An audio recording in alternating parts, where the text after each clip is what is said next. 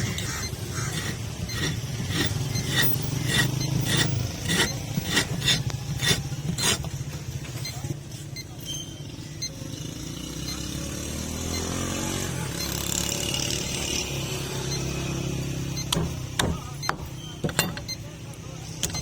सीने वाला कटनी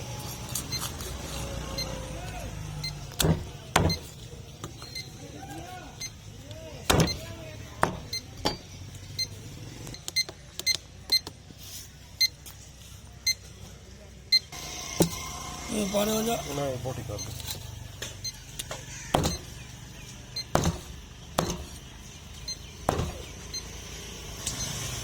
कितना था मामा 300 जी 300 ਦਾ ਹੈ हाँ मामा 400 रुपए किलो कल ਮਾਮਾ 400 ਰੁਪਏ ਦਾ ਕੋਚ ਕੌਣ ਨੇ ਆਪ ਦੇ मैं कल घेन गया ਕੱਲ घेनगा तो उधर का ठीक है सारे ड्रामे ना ये 8 किलो का ज्यादा है ना मामा कितनी वजन अरे तो लेना दो 450 रुपए किलो है रेट ही रेट ही में आज ही में भी 400 रुपए किलो मामा आज ही में भी कल मैं 350 बेचे कल मैं 350 बेचे तक पता मैं तुम्हारी ज़्यादा गल करे नहीं